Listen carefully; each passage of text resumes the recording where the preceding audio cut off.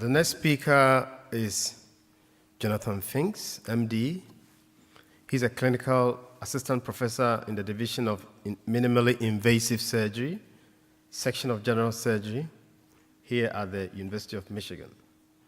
Dr. Finks graduated from Harvard College in 1991 and received his medical degree from the University of California, Irvine College of Medicine in 1998.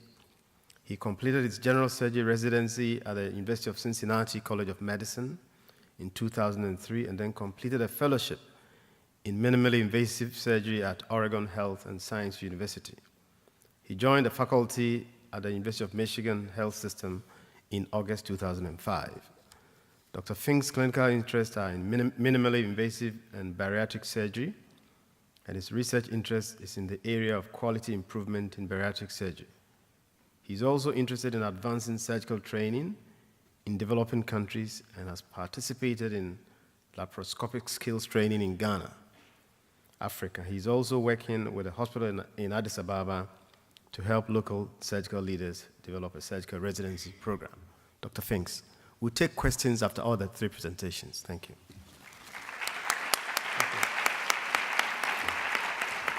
Good morning. I'd like to first thank Tom Robbins for inviting me to participate in this really fantastic symposium.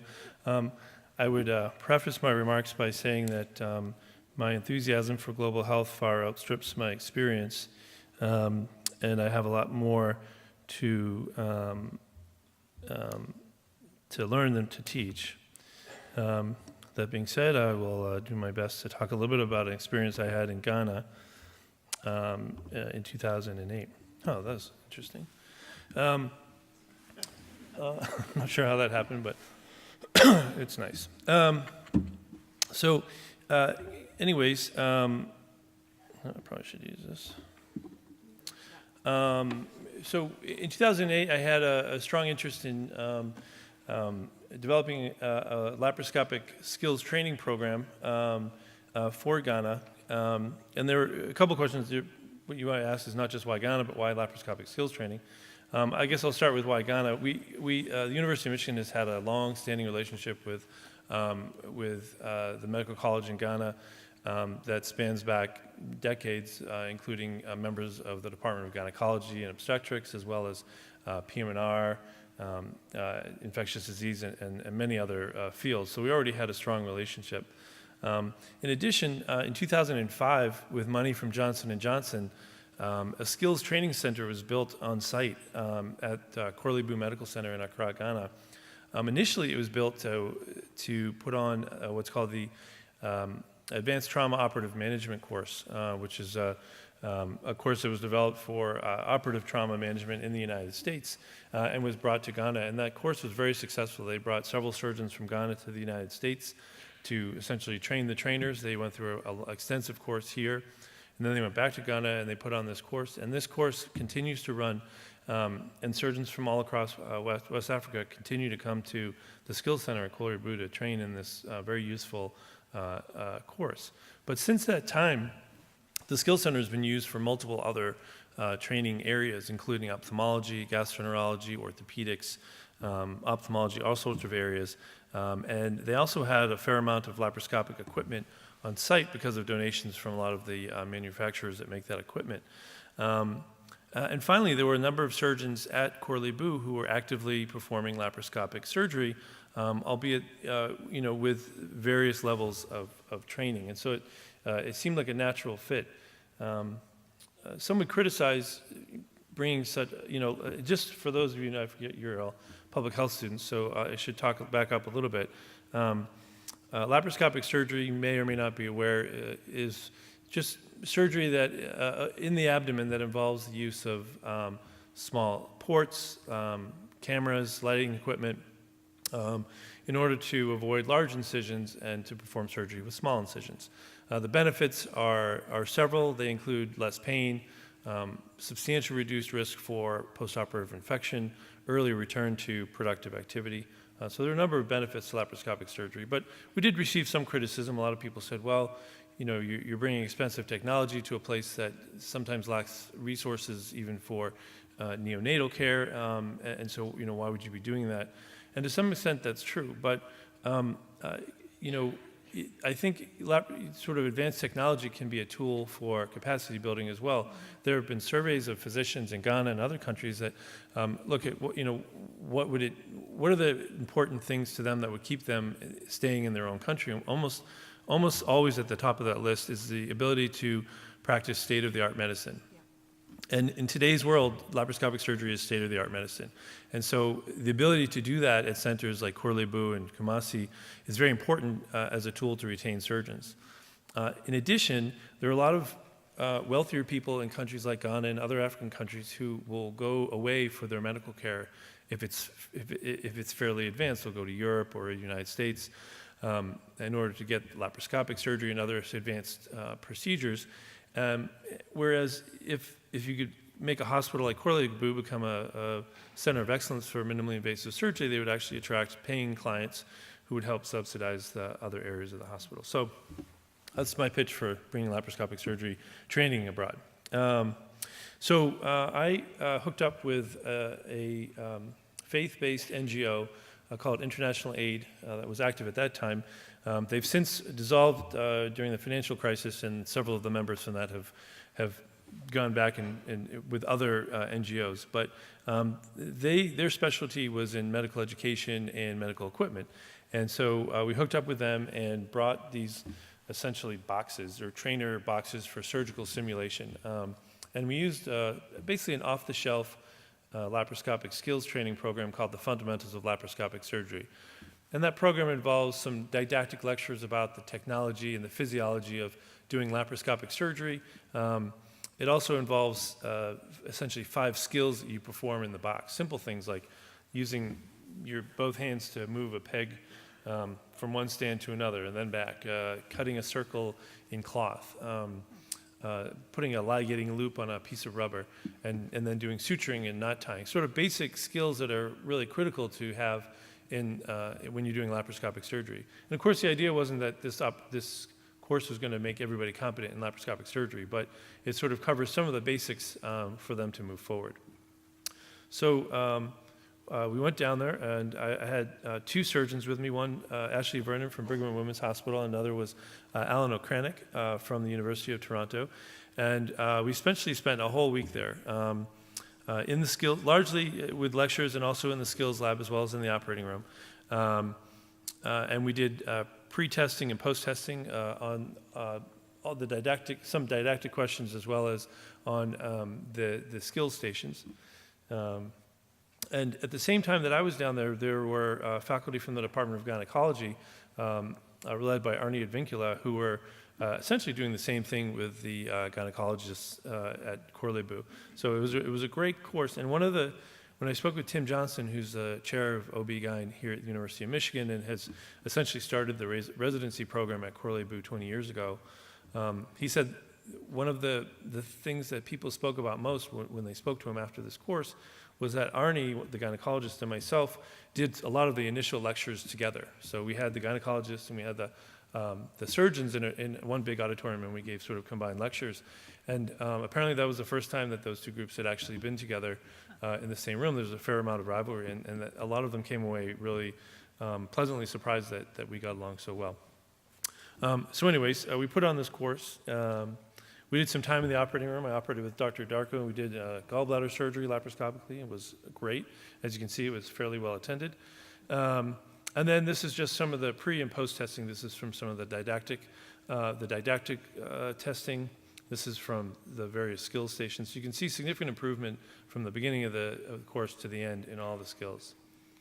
One of the advantages that technology allows us, though, is remote telesimulation. So at that time, we used laptops and wireless technology, which allowed us to continue training after we left Ghana. So this is actually Alan O'Kranick doing this in Botswana, but we were able to do that with Ghana as well, where we essentially had a video feed from the skills box, so I could see what they were doing, they could see what I was doing, and if there was something that they weren't quite doing right, I could say, well, why don't you try it like this? And then it really turned out to be a great way to teach, and it's been a great way to maintain our relationship with them as well. So my 2 minutes are coming to a close here. So I would like to say, I think there's a lot of technological advances, and now, in fact, we can use cellular technology to do the same thing. In fact, it's easier because the wireless signal goes in and out. But I think that the key thing to all this, even with all the technology, is building relationships. That ends up being the most important thing. Building and maintaining relationships and using technology to help maintain those relations. In fact, now we'll be starting a cross-training elective where our surgery department, where our residents will go down to Corlearview and theirs will come up to the University of Michigan. And that's all because we just kept this sort of relationship going. So, thanks.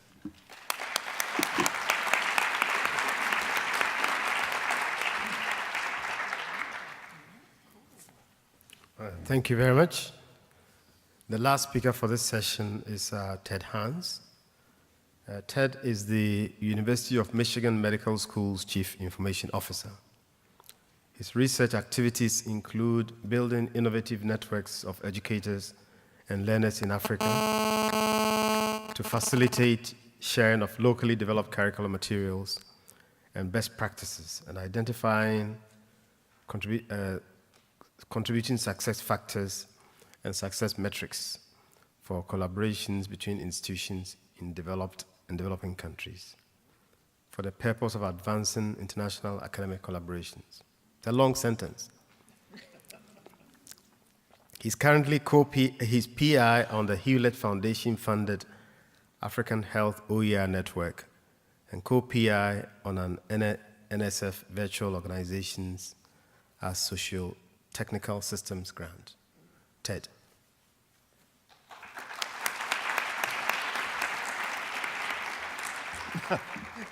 Thank you, Peter. So my goal is to get you all interested in innovation that you can start participating in right at this moment. And that is about starting to open up educational materials for the benefit of the world and not just for the class you're in or the school you're in or the university you're in. What I want to do is, and what that means sort of technically, is to start putting what's called a Creative Commons license on your material, whether you're a student doing course notes, whether you're a faculty member doing a lecture. And that little step will start opening up the possibilities that I'll give examples of.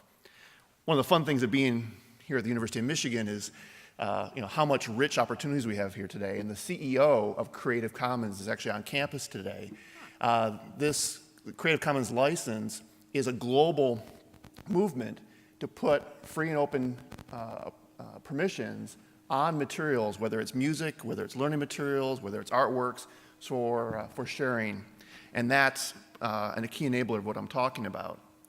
The first story I wanted to tell, to give it the result of the work we've been doing for the last 4.5 years, is you heard mention the Minister of Health from Ethiopia, Dr. Tedros.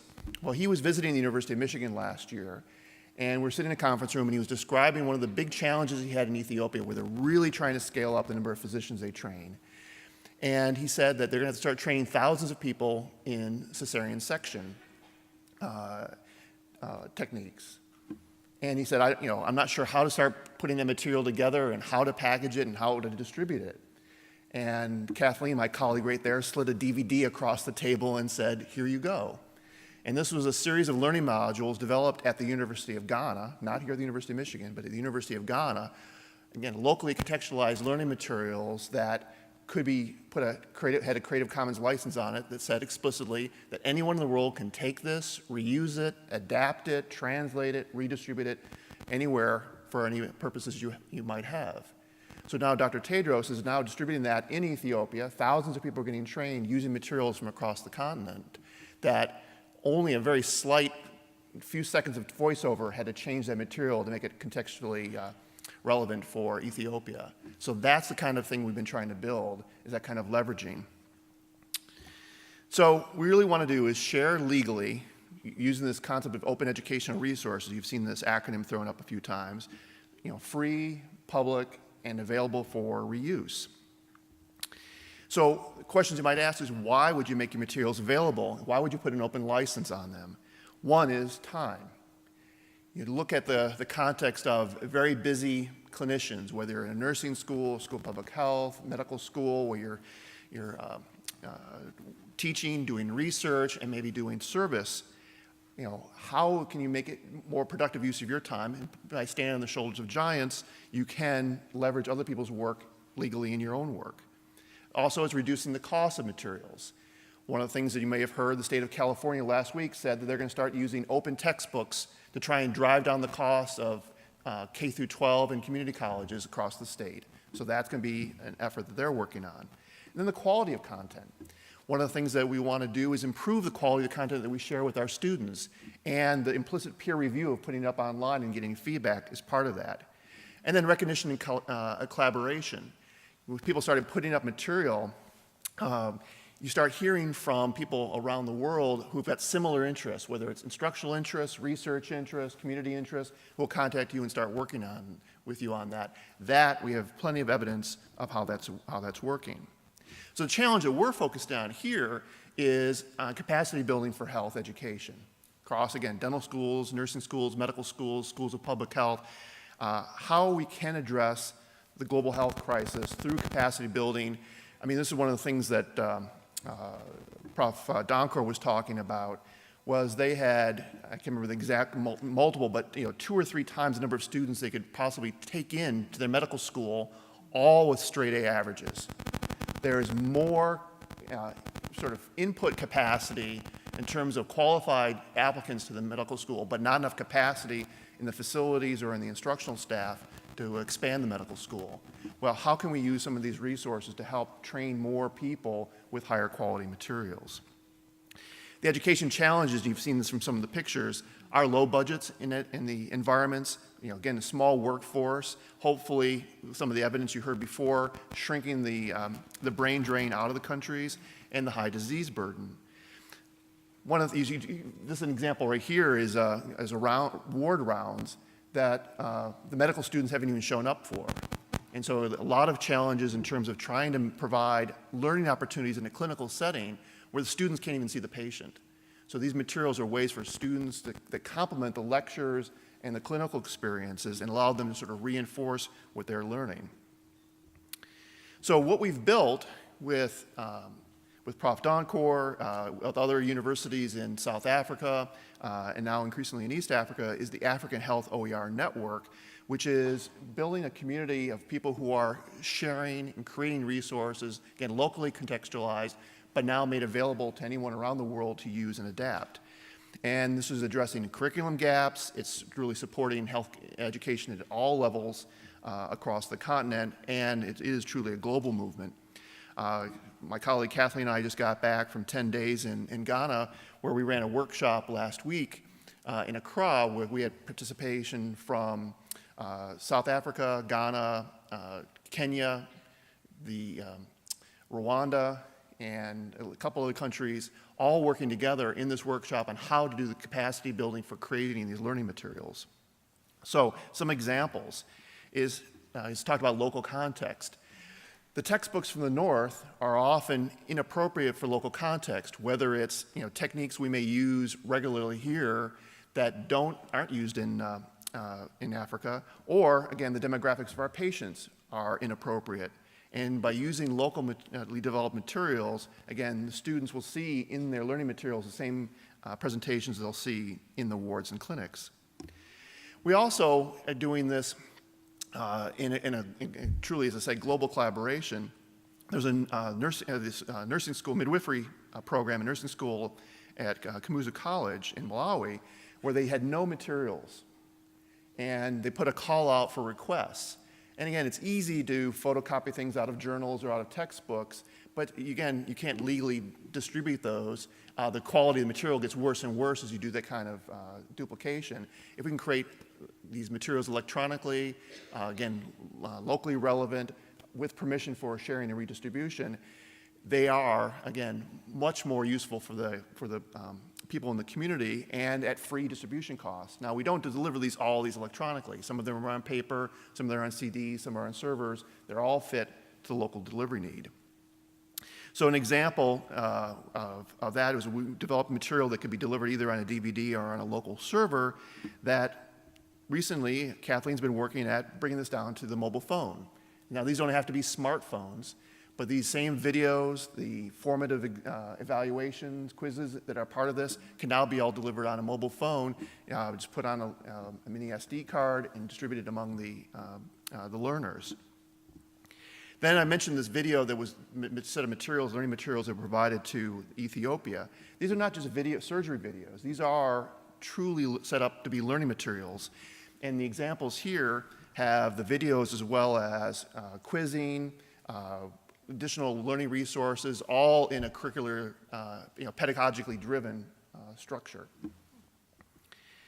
And the other thing it's also bringing about, by bringing more visibility to the work you're doing, is building interesting partnerships. And so this is one of the examples from Prof. Donkor's institution, KNUST, where, again, it's not Michigan people bringing learning materials to the institution, but a partnership between the School of Medical Sciences and the College of Art, working together to create learning materials that, again, for their own needs, but what's put up online, anyone can possibly use. So a lot of statistics in terms of what we've accomplished in the last few years, but one of the more interesting ones is we're closing in on 2 million views now on YouTube for the materials that are created here from Africa. These are materials that may have only seen a few students at a time once a year in a lecture, are now being viewed by, say, millions of people around the world. And this is the kind of feedback that we're getting on the YouTube comments. So going back to how I wanted to pique your interest, just wanted to say that how you can get engaged, start using Creative Commons licenses, start publishing your own materials open online, and how you do that. We have some flyers out on the tables as you exit in the lobby, and also I'll introduce my colleague Kathleen Omolo here, wave her hand. She's the International Program Manager for our Health OER efforts. You can see her. We run workshops, engagements here on campus with students across the whole university, so this is truly something you can get started at today. Thanks very much.